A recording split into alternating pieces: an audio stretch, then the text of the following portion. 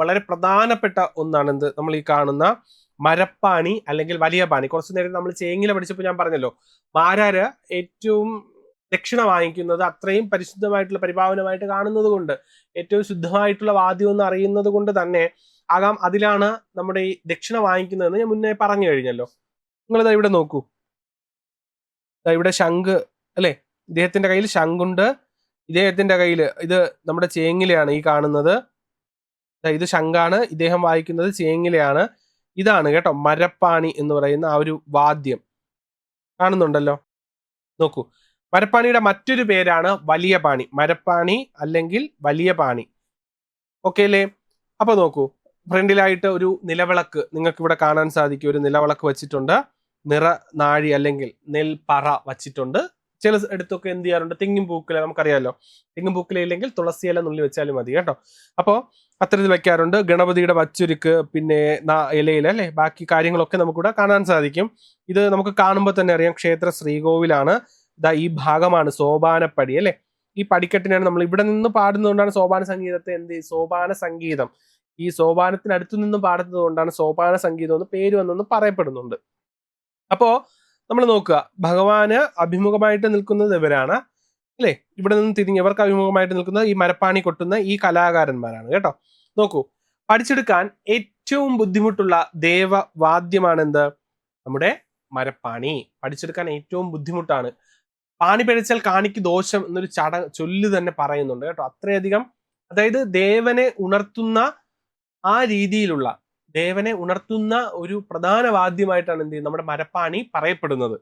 ഉത്സവബലിക്ക് ആദ്യത്തെ ചടങ്ങ് വിളക്കുവയ്പ് കഴിഞ്ഞാൽ ഈ പറയുന്ന മരപ്പാണി കൊട്ടി, അനുജ്ഞ വാങ്ങിയിട്ട് മരപ്പാണി കൊട്ടി ഭഗവാനെ ഉണർത്തുന്ന ആ ഒരു അല്ലെ, ആ ഒരു ചടങ്ങാണ്. ഒരു കുറച്ച് സമയം അല്ലെ, എല്ലാവരും ശാന്തമായിട്ട് നിന്നുകൊണ്ട്, നിങ്ങൾ ഉത്സവബലിക്കൊക്കെ ക്ഷേത്രത്തിൽ നിങ്ങൾ കണ്ടിട്ടുണ്ടെങ്കിൽ നിങ്ങൾക്കത് മനസ്സിലാക്കാൻ സാധിക്കും.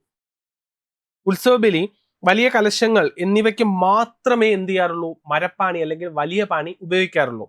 നോക്കൂ, നിങ്ങൾക്ക് ചിലപ്പോൾ ചിലവർക്കൊരു സംശയം തോന്നാം, പാണി എന്ന് പറയുമ്പോൾ അല്ലെ, നമ്മൾ പാണി വിളക്ക് എന്ന് പറയാറുണ്ട്. ഭഗവാൻ അല്ലെങ്കിൽ ദേവനെ ക്ഷേത്രത്തിന് പുറത്തേക്ക് എഴുന്നള്ളിക്കുമ്പോഴാകട്ടെ, ശീവേലി തൂകാൻ മേൽശാന്തി എഴുന്നള്ളുമ്പോഴാകട്ടെ, ഈ പാണി, ആ ഒരു വിളക്കുണ്ടല്ലോ, എഴുന്നള്ളിക്കുന്ന മുന്നിൽ നിന്നും ആ ദീപം കാണിക്കുന്ന ആ വിളക്ക്, അത് പാണി വിളക്കെന്നാണ് അറിയപ്പെടുന്നത് കേട്ടോ. അത് പാണി വിളക്കാണ്. എന്നാൽ മരപ്പാണി അല്ലെങ്കിൽ വലിയ പാണി എന്ന് പറയുന്നത് ഈ ഉത്സവബലി അല്ലെങ്കിൽ പ്രധാനപ്പെട്ട സഹസ്ര കലശ ചടങ്ങുകൾ പോലെയുള്ള പ്രധാന ചടങ്ങുകൾക്ക് ഉപയോഗിക്കുന്ന ഒന്നാണ് എന്ത്, മരപ്പാണി അല്ലെങ്കിൽ വലിയ പാണി. കൃത്യമായ എണ്ണവും കണക്കുമാണ് ഇതിന്റെ സവിശേഷത. ഇതിന് എന്തുണ്ട്, കൃത്യമായ എണ്ണമുണ്ട് അല്ലെ, പിന്നെയോ കൃത്യമായിട്ടുള്ള അതിന്റെ കണക്ക് കാര്യങ്ങളുണ്ട്. അത് കൃത്യമായി പഠിച്ചൊരാൾക്ക്, അത് മനസ്സിലാക്കി അത് പഠിച്ച് നന്നായിട്ട് പരിശ്രമം നേടിയ ഒരാൾക്ക് മാത്രമേ എന്ത് ചെയ്യാൻ സാധിക്കൂ, നമ്മുടെ ഈ പറയുന്ന മരപ്പാണി കൊട്ടാൻ സാധിക്കത്തുള്ളൂ. മരപ്പാണിയിൽ കൊട്ടുന്നതും തന്ത്രി ദേവനെ ആവാഹിക്കുന്നതും ഒരേ കണക്കിലാണ് കേട്ടോ. അപ്പോൾ ഭഗവാനെ ആവാഹിക്കുന്നത് ഇതിനനുസരിച്ചാണ് എന്ത് ചെയ്യുക, ക്ഷേത്രത്തിനകത്ത് ശ്രീകോവിലിനകത്ത് തന്ത്രി ഉണ്ടാവും ഭഗവാന്റെ അടുത്തായിട്ട്. അപ്പോൾ ദേവനെ ആവാഹിക്കുന്ന അല്ലെങ്കിൽ അതിൽ നടത്തുന്ന ആ ഒരു ചടങ്ങ് ആ ചെയ്യുന്നത് ഈ മരപ്പാണിയുടെ താളക്രമത്തിന്റെ, അതിന്റെ കൊട്ടുന്ന കണക്കിനനുസരിച്ചിട്ടായിരിക്കും. അതാണ്, ഇത് രണ്ടും തമ്മിൽ അഭേദ്യമായിട്ടുള്ള ഒരു ബന്ധമുണ്ട്. പാണിയിൽ പിഴച്ചൽ കോണി എന്നൊരു ചൊല്ലുണ്ട് അല്ലെ. പാണിയിൽ പിഴച്ചൽ കാണിക്ക് ദോഷം എന്നൊക്കെ പറയുന്നുണ്ട്. അതുപോലെയാണ് പാണിയിൽ പിഴച്ചൽ കോണി എന്ന് പറയുന്നത്. ഓരോ പാണികൊട്ടിനു മുമ്പ് പുതിയ മരം എന്ന സങ്കല്പത്തിൽ കോടി തോർത്ത് ചുറ്റും. നിങ്ങൾ നോക്കൂ, ഈ ഇത് കണ്ടോ, ഇതിൽ ആ ഒരു തുണി ചുറ്റിയിരിക്കുന്നത് കണ്ടോ, രണ്ടിലും ചുറ്റിയിട്ടുണ്ട്. അതുപോലെ തന്നെ ഈ ശംഖിലും ഒക്കെ എന്ത് ചെയ്യുന്നുണ്ട്, ആ ഒരു കോടി തോർത്ത് ചുറ്റിയിട്ടുണ്ട് കേട്ടോ.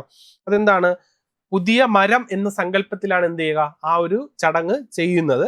ഇപ്പോൾ പുതുവസ്ത്രം നമുക്ക് ആ ഒരു തന്ത്രിമുഖ്യനാകട്ടെ അല്ലെങ്കിൽ ഇത് കൊട്ടുന്ന ആളിനാകട്ടെ നമ്മൾ വസ്ത്രം നൽകുന്നത് പോലെ തന്നെ ആ വാദ്യത്തിന് എന്ത് ചെയ്യുന്നുണ്ട്, പുതിയ മരമായിട്ട് സങ്കല്പിച്ചുകൊണ്ട് നമ്മൾ എന്ത് ചെയ്യാറുണ്ട്, കോടി വസ്ത്രം അല്ലെങ്കിൽ കോടി മുണ്ട് അല്ലെങ്കിൽ കോടി തോർത്ത് എന്ത് ചെയ്യാറുണ്ട്, അതിനെ ചുറ്റാറുണ്ട്. നോക്കൂ, പഞ്ചഭൂത തത്വത്തിൽ ക്രമീകരിച്ചുകൊണ്ടാണ് മരം എന്ന വാദ്യത്തെ പാണികൊട്ടിന് ഉപയോഗിക്കുന്നത്. പഞ്ചഭൂത തത്വം അല്ലെ, ഞാൻ ഈ പറഞ്ഞതുപോലെ മുൻപ് നമ്മുടെ ചോദ്യത്തിൽ വന്നിട്ടുള്ളതാണ്. പഞ്ചഗവ്യത്തിലെ ചാണകം പഞ്ചഭൂതത്തിൽ എന്തിനെ പ്രതിനിധീകരിക്കുന്നു എന്നുള്ളത്. അതുപോലെ ഓരോന്നും ചോദ്യങ്ങൾ കറങ്ങിത്തിരിഞ്ഞ് വരാനുള്ള ഒരു ചാൻസ് ഉണ്ട്. നോക്കൂ, പഞ്ചഭൂത തന്ത്രത്തിൽ ക്രമീകരിച്ചുകൊണ്ടാണ് മരം എന്ന വാദ്യത്തെ പാണികൊട്ടിന് ഉപയോഗിക്കുന്നത്. മരപ്പാണി കൊട്ടുന്നതിന് മുമ്പും ശേഷവും കൃത്യമായ ചിട്ടയോടുകൂടിയ തയ്യാറെടുപ്പുകൾ ആവശ്യമാണ്. ചാടിക്കേറി അല്ലെ, നമ്മളിപ്പോ ഒരു ഉത്സവം നടക്കുമ്പോൾ നാളെ ഇപ്പോ ഒരു ക്ഷേത്രത്തിൽ മേളമാണെന്ന് വെക്കുക, പഞ്ചവാദ്യമാണെന്ന് വെക്കുക, അല്ലെങ്കിൽ ശിങ്കാരി മേളമാണെന്ന് വെക്കുക, അങ്ങനെ എന്തെങ്കിലും ആകട്ടെ. അപ്പോൾ നമ്മൾ എന്ത് ചെയ്യാറുണ്ട്, നമ്മുടെ ബുക്കിങ്ങിനനുസരിച്ച് എന്ത് ചെയ്യാറുണ്ട്, നമ്മൾ ചാടി പുറപ്പെടാറുണ്ട് അല്ലെ. അല്ലെങ്കിൽ നമ്മുടെ ഡയറിയിലൊക്കെ നമ്മൾ ചാർട്ട് ചെയ്തിട്ടിട്ട് പോകാറുണ്ട്. അപ്പോൾ പ്രത്യേകമായിട്ട് തയ്യാറെടുപ്പുകളൊന്നും ഉണ്ടാവാറില്ല. നമുക്ക് ആൾറെഡി വായിക്കാൻ അറിയുന്നവയാകാം. അപ്പോൾ നമ്മൾ പെട്ടെന്ന് എന്ത് ചെയ്യാറുണ്ട്, വസ്ത്രം അല്ലെ കുളിച്ച് റെഡി ആയിട്ടൊക്കെ പോകാറുണ്ട്.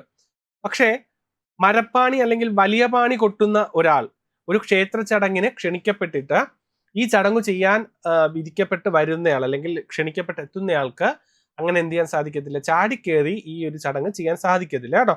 അതിനു മുമ്പ് വ്യക്തമായിട്ട് വിധിയാവണ്ണം അയാൾ എന്ത് ചെയ്തിരിക്കണം, തലേ ദിവസം ഒരിക്കൽ നോക്കണം അല്ലെ, ഒരിക്കലൂണ്, ഒരു നേരം മാത്രം നെല്ലരി ആഹാരം കഴിച്ചുകൊണ്ട് എന്ത് ചെയ്യണം, അദ്ദേഹം ഒരിക്കൽ എടുത്തിട്ട് മാത്രമേ എന്ത് ചെയ്യാൻ സാധിക്കൂ, പിറ്റേന്ന് ഈ പറയുന്ന പാണി വായിക്കാൻ സാധിക്കത്തുള്ളൂ കേട്ടോ. സാധിക്കുമെന്നല്ല, അങ്ങനെ ചെയ്യാൻ പാടുള്ളൂ, അതാണ് ചിട്ട. നോക്കൂ, ചടങ്ങുകൾക്ക് മുൻപായി കുളിച്ച് ശുദ്ധിയോടെ കോടിമുണ്ട് തട്ടുടുത്ത് ഉത്തരീയം ധരിച്ച് ഭസ്മധാരണം ചെയ്ത ശേഷം കോടിത്തോർത്തിൽ എന്ത് ചെയ്യും, മരം പൊതിഞ്ഞെടുക്കും.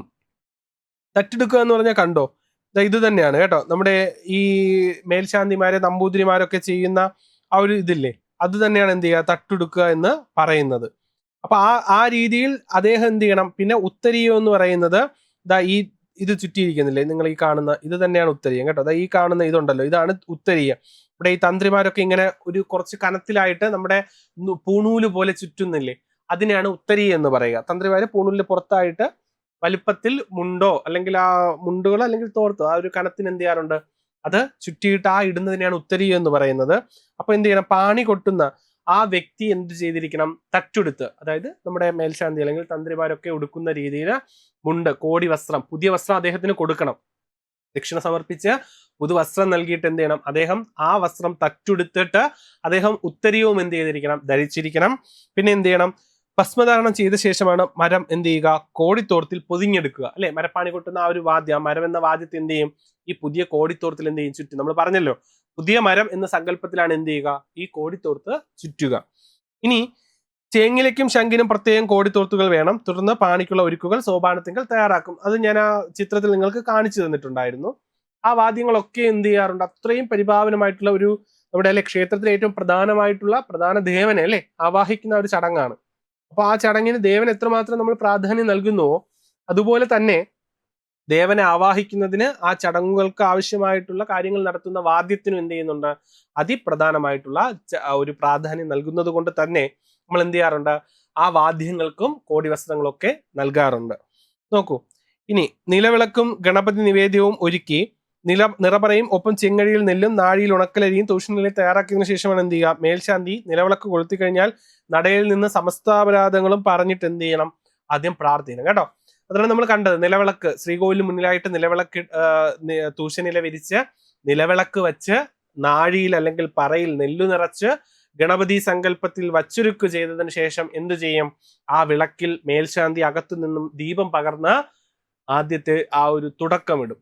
അതിനുശേഷം എന്ത് ചെയ്യണം, നിങ്ങൾ കണ്ടിട്ടുണ്ടായിരിക്കും അല്ലെ, രണ്ട് കാതിലൊക്കെ ഇങ്ങനെ തൊട്ടിട്ട് അല്ലെ, ഇങ്ങനെ തൊട്ടിട്ട് എന്ത് ചെയ്യാറുണ്ട്, ആ ഒരു വാദ്യത്തിലൊക്കെ തൊട്ടിട്ട് അത് സമസ്താപരാധം, എന്തെങ്കിലും അറിഞ്ഞോ അറിയാതെ ചെയ്തിട്ടുള്ള പിഴകൾ ഉണ്ടെങ്കിൽ പൊറുക്കണം എന്ന് പറഞ്ഞുകൊണ്ട് ക്ഷമാപണം നടത്തുന്ന ഒരു ചടങ്ങാണ് ആദ്യം അല്ലെ. ഫസ്റ്റ് നമ്മളൊരു കാര്യം ചെയ്യുന്നതിന് മുമ്പ് ആ ഒരു ക്ഷമാപണം പറഞ്ഞിട്ടാണ് എന്ത് ചെയ്യുക, ആ ചടങ്ങ് ആരംഭിക്കുക. അറിയായിരിക്കും നിങ്ങൾക്ക് ആ ഒരു ക്ഷമാപണ മന്ത്രമൊക്കെ അറിയായിരിക്കും. കര ചരണകൃതം വാ കായജം കർമ്മജം വാ ശ്രവണ നയനജം വാ മാനസം വാ അപരാധം വിഹിതം അവിഹിതം വാ സർവമേതൃക്ഷമസ്വ ശിവശിവ കരുണാബ്ദേ ശ്രീ മഹാദേവ ശംഭു അല്ലെ.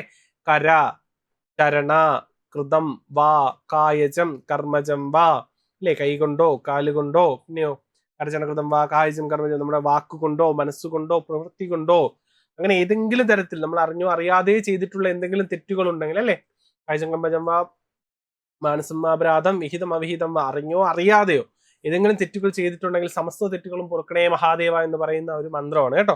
ഒരു ക്ഷമാപണ മന്ത്രമാണ്. കരചരണകൃതം വാ കായജം കർമ്മജം വാ ശ്രവണ നയനജം വാ മാനസം വാ അപരാധം വിഹിതം അവിഹിതം വാ സർവമേതിൽ ക്ഷമസ്വ ശിവശരണാബ്ദേ ശ്രീ മഹാദേവ ശംഭു. ഏത് വിധത്തിലെങ്കിലും ഏത് തരത്തിലും ആകട്ടെ, നമ്മള് കണ്ണുകൊണ്ടാകാം, മനസ്സുകൊണ്ടാകാം, കൈകൊണ്ടാകാം, കാലുകൊണ്ടാകാം, അല്ലെങ്കിൽ നമ്മുടെ കേൾവി കൊണ്ടാകാം, ഏതെങ്കിലും രീതിയിൽ നമ്മൾ അറിഞ്ഞോ അറിയാതെ ഒരു തെറ്റ് അവിടെ നമ്മൾ ചെയ്തിട്ടുണ്ടെങ്കിൽ ക്ഷമിക്കണേ മഹാദേവ എന്ന് പറയുന്ന അല്ലെ. അത്തരത്തിൽ ഈ മരപ്പാണി കൊട്ടുന്ന വ്യക്തി എന്ത് ചെയ്യുന്നുണ്ട്, ഈ ക്ഷമാപണ മന്ത്രം പറഞ്ഞിട്ടാണ് എന്ത് ചെയ്യുക, നമ്മുടെ ഈ ചടങ്ങ് ആരംഭിക്കുന്നതിന് മുൻപായിട്ട് ഈ ചടങ്ങ് ചെയ്തിരിക്കണം. സംസ്ഥാപരാധം പറഞ്ഞിട്ടാണ് എന്ത് ചെയ്യുക തുടങ്ങുക.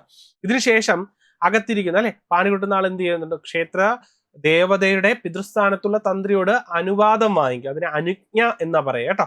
അനുവാദം വാങ്ങിക്കുന്ന അനുജ്ഞ വാങ്ങിക്കുക എന്ന് പറയാ. അപ്പോൾ തന്ത്രിയോട് കൊട്ടിക്കോട്ടെ എന്ന് ചോദിക്കുമ്പോൾ അദ്ദേഹം എന്ത് ചെയ്യും? അതിനുള്ള അനുജ്ഞ നൽകും അല്ലെ. ദേവ പിതൃസ്ഥാനത്തുള്ള അദ്ദേഹം എന്ത് ചെയ്യാറുണ്ട്? അനുജ്ഞ നൽകും. അതിനുശേഷമാണ് എന്ത് ചെയ്യുക? ഈ പറയുന്ന ശംഖു മുഴക്കും അല്ലെ. 3 തവണ അല്ലെ. എല്ലാ മംഗളകരമായിട്ടുള്ള കാര്യങ്ങൾക്കും ശംഖു മുഴക്കാറുണ്ടെന്ന് പറഞ്ഞതുപോലെ മരപ്പാണിയിലും ആദ്യത്തെ ആ ഒരു അനുജ്ഞ, ക്ഷമാപണം കഴിഞ്ഞ ഭഗവാന്റെ ഭാഗത്തു നിന്നുള്ള ആ ഒരു അനുജ്ഞ തന്ത്രിയിൽ നിന്നും വാങ്ങി അദ്ദേഹം പാണി കൊട്ടാൻ ആരംഭിക്കുന്നതിന് മുൻപ് 3 തവണ എന്ത് ചെയ്യും? ശംഖ് മുഴക്കും കേട്ടോ. അതിനുശേഷം എന്ത് ചെയ്യുന്നുണ്ട്? മരത്തിൽ തകാരം എന്ന നാദമാണ് എന്ത് ചെയ്യുക? കൊട്ടിത്തുടങ്ങുക കേട്ടോ. അപ്പൊ ആ സമയത്ത് ചേങ്ങില് എന്ത് ചെയ്യും? കൊട്ടും. നമ്മൾ ഈ കാണുന്ന മദ്ദളമൊക്കെ അടിക്കുമ്പോൾ അല്ലേ, പടപടയെന്ന് ആ രീതിയിലല്ല, ഇതിന് ആ ഒരു താളക്രമമുണ്ട് അല്ലെ. ആദ്യം ഇങ്ങനെ അടിച്ചിട്ട് നിങ്ങൾ കണ്ടിട്ടുണ്ടായിരിക്കും, ഇങ്ങനെ കൈയൊക്കെ ഇങ്ങനെ കറക്കിയ ഇങ്ങനെ കൊണ്ടുവരിക, ആ ഒരു രീതിയിലൊക്കെ അതിന്റെ ഒരു ചടങ്ങുണ്ട്. നിങ്ങൾ അത് നേരിട്ട് കാണണം കേട്ടോ. ഇപ്പൊ ഞാനത് കണ്ടിട്ടുള്ളത് കൊണ്ട് എനിക്ക് അങ്ങനെ പറയാം. നിങ്ങൾ അത് കാണുമ്പോഴും നിങ്ങൾക്ക് ആ ഒരു ചടങ്ങിന്റെ ഒരു ഭംഗിയും അതിന്റെ ആ ഒരു സൈലൻസിൽ നിന്ന് ആ ഒരു കാണുമ്പോൾ അതിന്റെ വ്യക്തമായിട്ടുള്ള ഒരു രൂപരേഖ നിങ്ങൾക്ക് മനസ്സിലാവും. കൈ ഇങ്ങനെ കൊണ്ടുവന്നത് ഒരു താളത്തിൽ ഇത് ചെയ്യുന്നതും അല്ലെ, അത് കാണണം നിങ്ങൾ ഒരിക്കലെങ്കിലും. ആ ഒരു ഉത്സവ ബലി എന്നൊരു ചടങ്ങ് എല്ലാ ക്ഷേത്രങ്ങളിലും ഉത്സവത്തിന് നടക്കാറുണ്ട്. ആ സമയത്ത് നിങ്ങളൊന്ന് കണ്ടു നോക്കുക. ശരി, ഇനി നോക്കൂ. അപ്പോ ഇത്തരത്തിലാണ് എന്ത് ചെയ്യുക? അനുജ്ഞ വാങ്ങിയിട്ടാണ് എന്ത് ചെയ്യുക? മരപ്പാണി കൊട്ടിത്തുടങ്ങുക.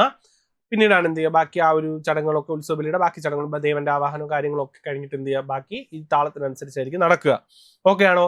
അപ്പൊ ഇത്രയേ ഉള്ളൂ. നമ്മൾ ഈ പറയുന്ന പ്രധാനപ്പെട്ട ക്ഷേത്ര വാദ്യങ്ങളെ കുറിച്ചാണ് എന്ത് ചെയ്തത് ഇന്നത്തെ ഈ ഒരു സെക്ഷനിൽ അല്ലെങ്കിൽ ഈ ഒരു ക്ലാസ്സിൽ നമ്മൾ പറഞ്ഞു പോയത്.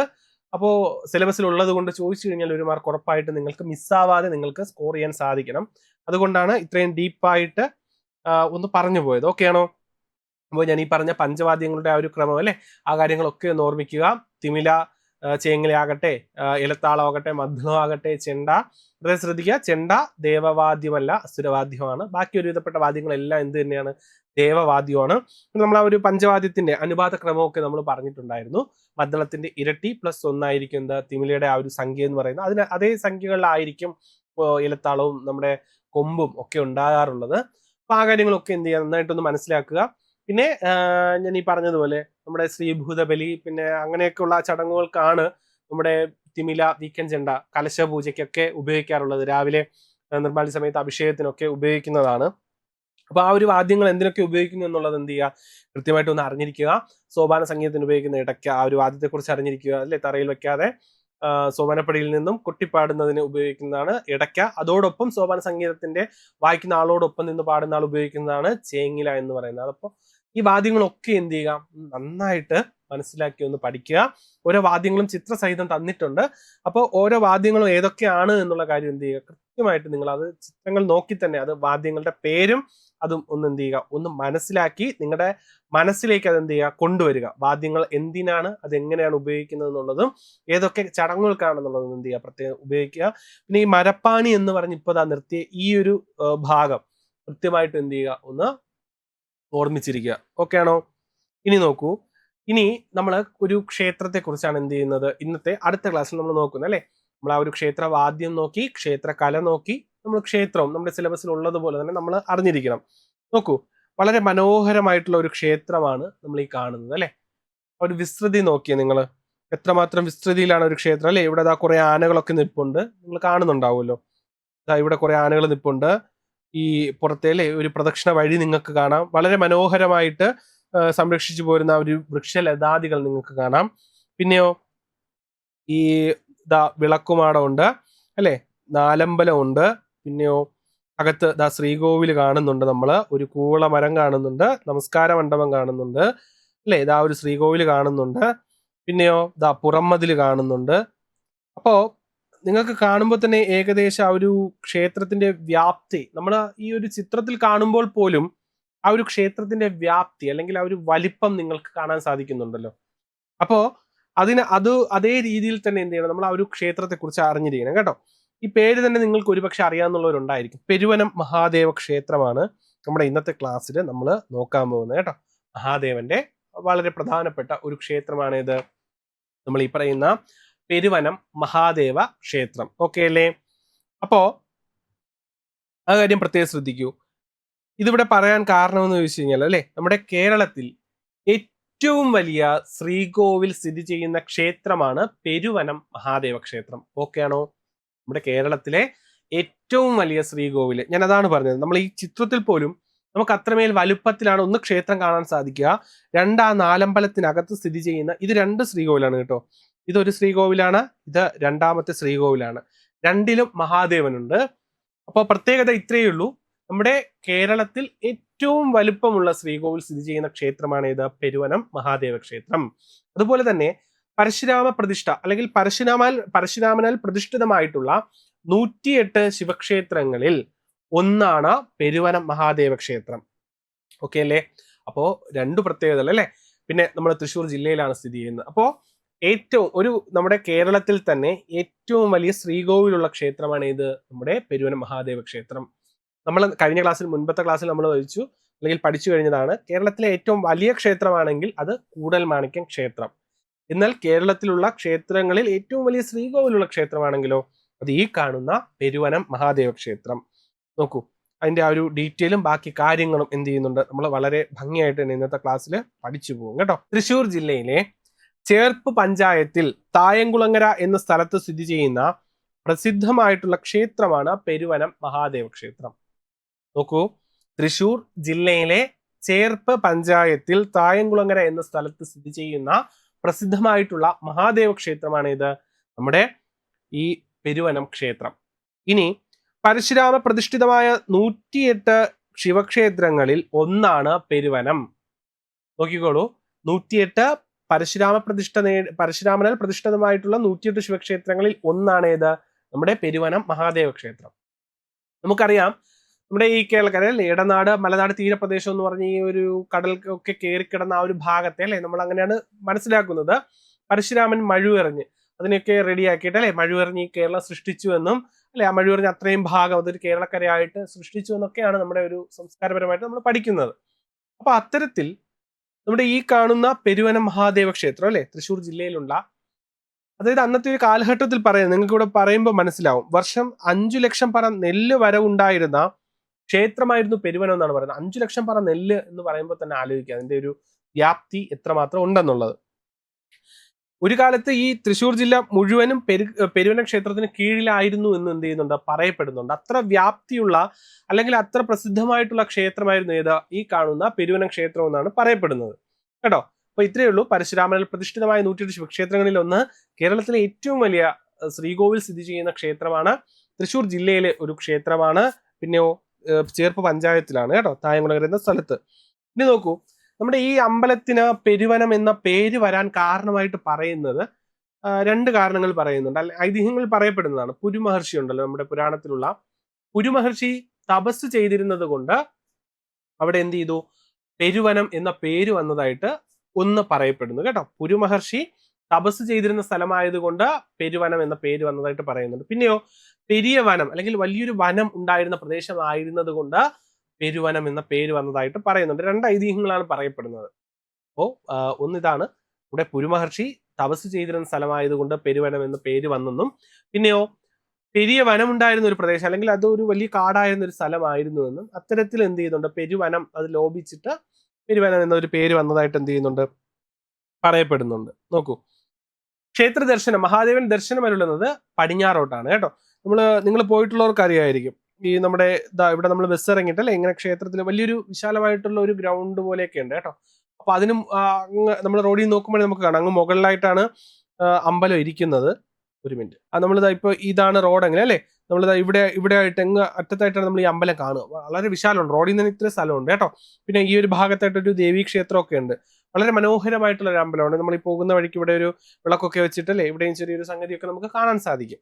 നോക്കൂ, അപ്പോ പടിഞ്ഞാറോട്ട്, അതായത് ദർശനം നമ്മൾ ഈ കയറുന്ന ഇവിടെ ഇങ്ങോട്ടല്ലേ, ഭഗവാൻ ഇവിടെ നിന്ന് ഇങ്ങോട്ടാണ് ദർശനം കേട്ടോ. പടിഞ്ഞാറോട്ടാണ് ദർശനം. നമ്മൾ കയറുന്നത് ഈ പടിഞ്ഞാറ് ഭാഗത്ത് നിന്നുമാണ് എന്ത് ചെയ്യുക, നമ്മൾ കിഴക്കോട്ടാണ് കയറി പോകുന്നത്. അപ്പോ പടിഞ്ഞാറോട്ട് ദർശനമായിട്ടാണ് എന്ത് ചെയ്യുന്നത്, നമ്മുടെ ഈ മഹാദേവൻ പെരുവന മഹാദേവൻ ദർശനം വരുന്നത് പടിഞ്ഞാറ് ദിശയിലേക്കാണ്. ഏകദേശം 10 ഏക്കറിനകത്ത് അടുത്ത് വരുന്ന വിശാലമായിട്ടുള്ള മതിൽക്കകമാണ്. ഞാൻ ആ ചിത്രത്തിൽ കാണിച്ചപ്പോൾ നിങ്ങൾക്ക് പറഞ്ഞപ്പോൾ അത് മനസ്സിലായി കാണും അല്ലെ, അത്രയും വിശാലമാണ്. നമ്മുടെ വടക്കുന്നാഥൻ ക്ഷേത്രത്തിലൊക്കെ ഈ സസ്യലതാദികൾ പരിപാലിച്ചു പോരുന്നത് പോലെ തന്നെ എന്ത് ചെയ്യുന്നുണ്ട്, ഇവിടെയും മതിൽക്കകത്ത് മരങ്ങളും മറ്റു ചെടികളും ഒക്കെ നന്നായിട്ട് അവരെന്ത് ചെയ്യുന്നുണ്ട്, പരിപാലിച്ചു പോരുന്നുണ്ട്. 3 നടകളിലും ചെറിയ ഗോപുരങ്ങളുണ്ട്. പഴയ കൂത്തമ്പലത്തിന്റെ തറയ്ക്ക് മുകളിൽ 100 വർഷം മുമ്പ് പണി കഴിപ്പിച്ച ഒരു കൂത്തമ്പലം എന്ത് ചെയ്യാം കാണാൻ സാധിക്കും. നിങ്ങൾക്ക് ഇതാ ഇവിടെ നോക്കൂ, ഞാൻ നേരത്തെ നിങ്ങളുടെ ആന എന്ന് പറഞ്ഞിട്ടേ കാണിച്ചു തന്ന ആ ഒരു സമയമുണ്ടല്ലോ, നോക്കൂ, ഈ ആനകൾ നിൽക്കുന്ന ഈ ഒരു ഭാഗമില്ലേ, ഇതാണ് കേട്ടോ കൂത്തമ്പലം. ഈ കാണുന്ന ഇതാണ് ആ ക്ഷേത്രത്തിലെ കൂത്തമ്പലം. ഓക്കെ അല്ലേ? ഇതാണ് കൂത്തമ്പലം. ഇതാണ് ആ പറയുന്ന ആ ഒരു കൂത്തമ്പലത്തിന്റെ തറ. നിങ്ങൾക്ക് ആ ഒരു ചിത്രം കാണുമ്പോൾ തന്നെ അറിയാൻ സാധിക്കും. അതിന് മധ്യഭാഗത്തായിട്ടാണ് എന്ത് ചെയ്യുന്നത്, ഈ കാണുന്ന തരത്തില് ഒരു കൂത്തമ്പലം അവിടെ പണി കഴിപ്പിച്ചിട്ടുള്ളത് കേട്ടോ. നമ്മൾ വാഹനത്തിൽ വരുന്നത് ഈ ഭാഗത്തു നിന്നുമാണ് നമ്മൾ ക്ഷേത്രത്തിലെ ദർശനത്തിന് കയറി വരിക കേട്ടോ. ബസ് ഇറങ്ങിയിട്ട് കയറി വരുന്ന ഈ ഭാഗത്താണ്. അതുപോലെ നമ്മുടെ ആറാട്ടുപുഴ ക്ഷേത്രം ഉണ്ടല്ലോ, ആറാട്ടുപുഴ ക്ഷേത്രം ഈ ഭാഗത്ത് ഇങ്ങോട്ടായിട്ടാണ് വരിക കേട്ടോ. അതായത് നമ്മൾ ഈ ഭാഗത്ത് നിന്നും അങ്ങോട്ട് കുറച്ച് ദൂരം യാത്ര ചെയ്യുമ്പോൾ ഈ ഒരു ഭാഗത്തായിട്ടാണ് വരിക. നിങ്ങൾ ഈ ക്ഷേത്രത്തിന് മുന്നിൽ ബസ് ഇറങ്ങിയിട്ട് നിങ്ങൾക്ക് ഓട്ടോ പിടിച്ച് ഈ ആറാട്ടുപുഴ ക്ഷേത്രത്തിലേക്കൊക്കെ പോകാം കേട്ടോ. അത്രയും അടുത്താണ്. അപ്പോൾ ഒരിക്കലെങ്കിലും ജീവിതത്തിൽ കണ്ടിരിക്കേണ്ട വാസ്തുപരമായിട്ടുള്ളതാണെങ്കിലും നയനമനോഹരമായിട്ടുള്ള ഒരു അമ്പലം തന്നെയാണ് എന്ത് പെരുവനം. നിങ്ങൾ അത് പോയി കാണുമ്പോൾ മാത്രമേ അതിന്റെ ഒരു വ്യാപ്തിയും ആ ഒരു ശ്രീകോവിലിന്റെ സ്ട്രക്ചർ ഉണ്ടല്ലോ, നമ്മൾ ഏതൊരു കാര്യവും നേരിട്ട് കണ്ട് മനസ്സിലാക്കി നമ്മൾ പഠിക്കുന്നതും അതിനെക്കുറിച്ച് അല്ലെങ്കിൽ മനസ്സിലാക്കിയതിനു ശേഷം ആ സ്ഥലത്തേക്ക് എത്തി ആ കാര്യങ്ങളെക്കുറിച്ച് കൂടുതൽ മനസ്സിലാക്കുന്നതും അത് ചെയ്യുമ്പോഴാണ് എന്ത് ചെയ്യുക, നമ്മൾ ആ ഒരു പഠിക്കുന്നത് കൊണ്ട് കൂടുതൽ നമുക്ക് ആ ഒരു ഉപയോഗം ഉണ്ടാകുന്നത് കേട്ടോ. ഒരു എക്സ്പീരിമെന്റൽ ലേണിംഗ് എന്നൊക്കെ അല്ലെങ്കിൽ പറയുന്ന ആ ഒരു തരത്തിലേക്ക്. ഓക്കെ, അപ്പൊ ഇതാണ് നമ്മൾ പറഞ്ഞു തന്ന ഇത്രയേ ഉള്ളൂ. ഈ പറയുന്ന കൂത്തമ്പലം 100 വർഷത്തിലധികം പഴക്കം അല്ലെ, ഒരുപാടധികം പഴക്കമുള്ള അത്തരത്തിൽ ആ ഒരു കൂത്തമ്പല തറയ്ക്ക് മുകളിൽ ഇന്ന് കാണുന്നത് ഈ കാണുന്ന ചെറിയ രൂപത്തിൽ അല്ലെ ചെയ്തിട്ടുള്ള ഈ ഒരു കൂത്തമ്പലമാണ് നമ്മൾ കാണുന്നത്. ഓക്കെ അല്ലേ? ഇനി നോക്കൂ, പിന്നെയോ 3 നടകളിലും ചെറിയ ഗോപുരങ്ങളുണ്ട് നമ്മൾ പറഞ്ഞു. അത് ആ ചിത്രത്തിൽ തന്നെ നിങ്ങൾ ആ മുമ്പിൽ കണ്ടിട്ടുണ്ട്. പിന്നെയോ ബലിക്കൽപുര, കൊടിമരം ഉത്സവം എന്നിവയൊന്നും ക്ഷേത്രത്തിലില്ല അല്ലെ. നിങ്ങൾ നോക്കൂ, ബലിക്കൽപുര നമുക്കറിയാലോ, ഈ ക്ഷേത്രത്തിന്റെ മുൻഭാഗത്തായിട്ട് വലിയൊരു ശ്രീബലിനാഥൻ ഉണ്ടെങ്കിൽ അല്ലെ, അവിടെ ഇത്തരത്തിൽ എന്ത് ചെയ്യാറുണ്ട്, ആ ഒരു സ്ട്രക്ചർ അല്ലെ, ആ ഒരു മേൽക്കൂരയൊക്കെ വന്നിട്ട് എന്ത് ചെയ്യാറുണ്ട്, ആ ബലിക്കലിനെ സേവ് ചെയ്ത് അല്ലെ സംരക്ഷിച്ച് നിർത്താറുണ്ട്. പക്ഷേ പെരുവന ക്ഷേത്രത്തിന്റെ പ്രത്യേകത ഇവിടെ കണ്ടോ, കൊടിമരം ഇല്ല അല്ലെ. നമുക്ക് നോക്കുമ്പോൾ തന്നെ അറിയാം, സാധാരണ കൊടിമരം ഉണ്ടെങ്കിൽ ഈ ക്ഷേത്രത്തിന്റെ ഈ മുൻഭാഗത്തായിട്ട് കൊടിമരം ഉണ്ടാകണമായിരുന്നു. ഇവിടെ കൊടിമരമില്ല. രണ്ടോ, ബലിക്കൽ പുരയില്ല. ഇതാണ് നമ്മൾ പറഞ്ഞ ഒരു 3 കവാടങ്ങൾ. ഇവിടെ എന്തില്ല, ബലിക്കൽ പുരയുമില്ല, ക്ഷേത്ര കൊടിമരവുമില്ല.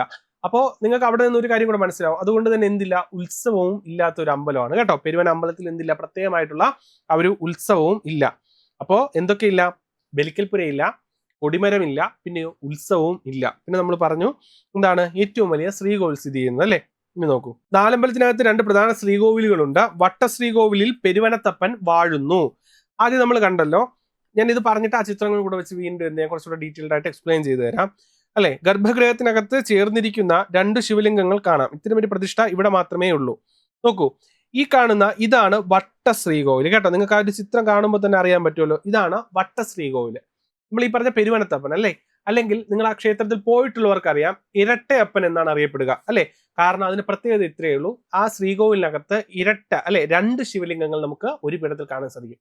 വളരെ ഭംഗിയാണ് കേട്ടോ. ഒരു ചെറിയൊരു ചരിവിലൊരു ശിവലിംഗവും അടുത്തൊരു ശിവലിംഗവും കൂടെ എന്ത് ചെയ്യുന്നുണ്ട്, ആ പറയുന്ന നമ്മുടെ ഈ ക്ഷേത്രത്തിനകത്തായിട്ട് എന്ത് ചെയ്യുന്നുണ്ട്, പ്രതിഷ്ഠിച്ചിട്ടുണ്ട്. ഞാൻ അതാണ് പറഞ്ഞത്, ആ ഒരു വ്യത്യസ്തങ്ങളായിട്ടുള്ള അല്ലെങ്കിൽ അത്തരത്തിലുള്ള ആ ഒരു പ്രതിഷ്ഠയാകട്ടെ, ആ ഒരു സ്ട്രക്ചറൊക്കെ നമ്മൾ അവിടെ പോയി കണ്ടാൽ മാത്രമേ നമുക്ക് അതിന്റെ ഒരു ഭംഗി, അതിന്റെ ഒരു വ്യാപ്തിയെ നമുക്ക് മനസ്സിലാക്കാൻ സാധിക്കുള്ളൂ. ഇനി നോക്കൂ, അപ്പോൾ നമ്മൾ ഈ പറഞ്ഞ ആദ്യത്തെയാണ് 2 ശ്രീകോവിൽ നമ്മൾ പറഞ്ഞു. അതിൽ ഒന്നാമത്തെ ശ്രീകോവിലിനെ കുറിച്ചാണ് നമ്മൾ ഡീപ്പായിട്ട് പറയുന്നത്. ഇവിടെ എന്ത് ചെയ്യുന്നുണ്ട്, ഈ ശ്രീകോവിലിനകത്തായിട്ട് 2 ശിവലിംഗങ്ങൾ എന്ത് ചെയ്യുന്നുണ്ട്, പീഠത്തിൽ പ്രതിഷ്ഠിച്ചിട്ടുണ്ട്. ഇരട്ടയപ്പൻ അല്ലെങ്കിൽ അതുകൊണ്ടാണ് ഇരട്ടയപ്പൻ അല്ലെങ്കിൽ പെരുവനത്തപ്പൻ എന്ന് എന്ത് ചെയ്യുന്നുണ്ട്, പറയപ്പെടുന്നുണ്ട്. ഇനി നോക്കൂ, നമ്മൾ പറഞ്ഞല്ലോ ഇത് പടിഞ്ഞാറ് ദർശയിലേക്കാണ് എന്ത് ചെയ്യുന്നത്, ഭഗവാൻ മഹാദേവൻ ദർശനം അരുളുന്നത്. ഈ ശ്രീകോവിലിന്റെ നേരെ പിറകുവശത്തായിട്ട്, അതായത് ഈ ഭാഗത്തായിട്ട് ആരുണ്ട്, ഇവിടെ പാർവതി ദേവി. ഇതാണ് കിഴക്കു ഭാഗം അല്ലെ. ഈ കിഴക്കു ഭാഗത്തേക്ക് ദർശനമായിട്ട് ആരരുളുന്നു, നമ്മുടെ പാർവതി ദേവിയുടെ സാമാന്യം വലിപ്പത്തിലുള്ള ഒരു വിഗ്രഹമുണ്ട് കേട്ടോ. ദാരു വിഗ്രഹമാണ്. അതുകൊണ്ട് തന്നെ നമുക്കറിയാലോ, ദാരു വിഗ്രഹത്തിൽ അഭിഷേകം ഒന്നും ചെയ്യാറില്ല. വിഗ്രഹത്തിന് മുന്നിലായിട്ട് എന്ത് ചെയ്യുന്നുണ്ട്, ഒരു ലോഹത്തിലുള്ള പാർവതി ദേവിയുടെ വിഗ്രഹം വെച്ചിട്ടുണ്ട്. അപ്പൊ അതിലാണ് അഭിഷേകാദി ബാക്കി കാര്യങ്ങളൊക്കെ നടക്കുന്നത്. അപ്പൊ സാമാന്യ വലിപ്പത്തിലുള്ള വിഗ്രഹമാണ്. പക്ഷെ ദാരുബിംബമായതിനാൽ എന്ത് ചെയ്യുന്നില്ല, അഭിഷേകങ്ങളൊന്നും എന്ത് ചെയ്യുന്നില്ല, ആ വിഗ്രഹത്തിന് നടത്തുന്നില്ല. ഞാൻ ഈ പറഞ്ഞ മുൻപിൽ കാണുന്ന ലോഹ വിഗ്രഹത്തിലാണ് എന്ത് ചെയ്യുന്നത്, നമ്മുടെ അഭിഷേകവും ബാക്കി ആ ഒരു ചടങ്ങുകളൊക്കെ നടക്കുന്നത്. അപ്പൊ പാർവതി ദേവി ദർശനം അരുളുന്നത് കിഴക്കേക്കും, മഹാദേവൻ ദർശനം അരുളുന്നത് പടിഞ്ഞാറ് ദിശയിലേക്കുമാണ്. ഇനി നോക്കൂ, നമ്മുടെ ഈ കാണുന്ന അല്ലെ, ഇത് കഴിഞ്ഞതിന് ശേഷം നമ്മൾ ഈ കാണുന്നതാണ് എന്ത്, നമ്മുടെ വലിയ ശ്രീകോവിൽ എന്ന് പറഞ്ഞു. ഈ ശ്രീകോവിലിനകത്ത് കുടികൊള്ളുന്നത് ആര് തന്നെയാണ്, മഹാദേവൻ തന്നെയാണ്. മഹാദേവൻ അവിടെ അറിയപ്പെടുന്നത് മാടത്തിലപ്പൻ എന്നാണ് കേട്ടോ. എന്താണ്? മാടത്തിലപ്പൻ എന്നാണ്. നമ്മൾ ഈ പറഞ്ഞ ഇവിടെ കുടികൊള്ളുന്ന മഹാദേവൻ ഇരട്ടയപ്പൻ എന്നറിയപ്പെടുന്നു. അത് ഒരു പീഠത്തിൽ 2 ശിവലിംഗങ്ങളുണ്ട്, അതുകൊണ്ട് തന്നെ ഇരട്ടയപ്പൻ എന്നറിയപ്പെടുന്നു. ഇനി ഈ നമ്മുടെ ഏറ്റവും വലിയ ശ്രീകോവിലായിട്ടുള്ള പെരുവനത്തെ ഏറ്റവും വലിയ കേരളത്തിലെ തന്നെ ഏറ്റവും വലിയ ശ്രീകോവിൽ സ്ഥിതി ചെയ്യുന്ന പെരുവനത്തിലെ ഈ ശ്രീകോവിലകത്ത് പ്രതിഷ്ഠിച്ചിരിക്കുന്ന മഹാദേവൻ അറിയപ്പെടുന്നത് മാടത്തിലപ്പൻ എന്നാണ് കേട്ടോ. ഇരട്ടയപ്പൻ, മാടത്തിലപ്പൻ. പ്രതിഷ്ഠകളുടെ ദർശനം പടിഞ്ഞാറോട്ട്. നോക്കൂ, ഈ കാണുന്ന പടിക്കെട്ടുകളുണ്ടല്ലോ, 20ഓളം പടിക്കെട്ടുകൾ കേട്ടോ. നമുക്ക് ഇതാ ഈ കാണുന്ന ഇതുപോലെ തന്നെ തറനിരപ്പിൽ നിന്നും ഇത്രയും പൊക്കത്തിലാണ് എന്ത് ചെയ്യുന്നത്. നമ്മൾ ഈ കാണുന്ന ചിത്രത്തിൽ തന്നെ ഇത്രയും വലിപ്പം, അതുപോലെ നേരിട്ട് നിങ്ങൾ കാണുമ്പോൾ അതറിയാം.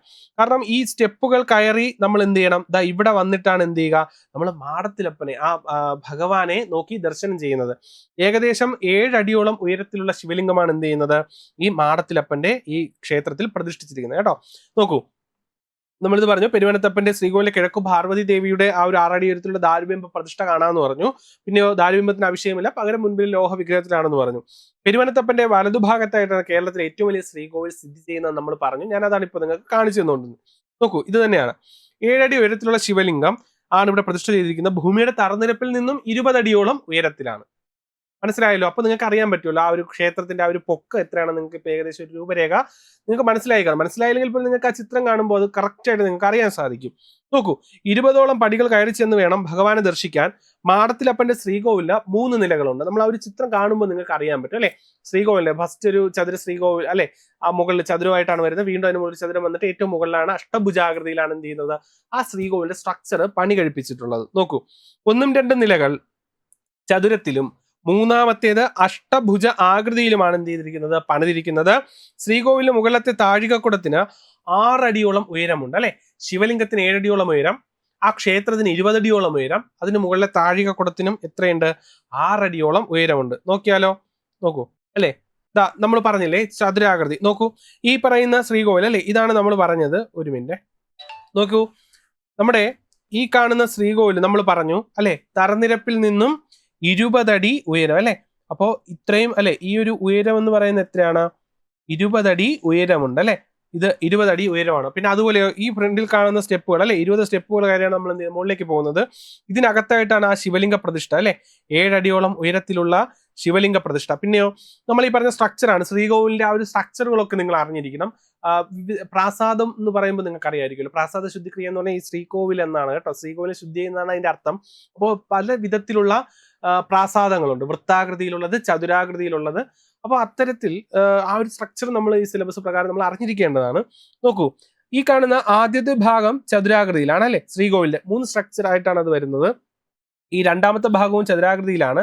ഏറ്റവും മുകളിലുള്ള ഈ ഭാഗമാണ് എന്ത്, നമ്മുടെ ഈ പറയുന്ന അഷ്ടഭുജ ആകൃതിയിൽ എന്ത് ചെയ്യുന്നത്, പണി കഴിപ്പിച്ചിട്ടുള്ളത്. പിന്നെ നമ്മൾ ഈ പറഞ്ഞ ഈ താഴികക്കുടത്തിനാണ് എന്ത് നമ്മൾ പറഞ്ഞത് അല്ലെ, 6 അടിയോളം ഉയരം ഉണ്ടെന്ന് പറയുന്നത്. അപ്പൊ നോക്കൂ, അതാണ് ആ ഒരു ശ്രീകോവിലെ ഒരു നിർമ്മിതിയിലെ ഒരു മനോഹാരിത എന്ന് പറയുന്നത്. നമ്മുടെ ഓവുചാലുണ്ടല്ലോ, ക്ഷേത്ര ശ്രീകോവിലിൽ നിന്നും വരുന്നത്, നിങ്ങൾ ഈ സൈഡിലോട്ട് പോകുമ്പോൾ നിങ്ങൾക്ക് അത് അറിയാൻ പറ്റും. ആ ഒരു ഉയരത്തിൽ നിന്നുമാണ് താഴേക്ക് എന്ത് ചെയ്യുന്നത്, ആ ഒരു ഓവുചാലും അവർ വച്ചിട്ടുള്ളത് കേട്ടോ. വളരെ ഭംഗിയാണ്.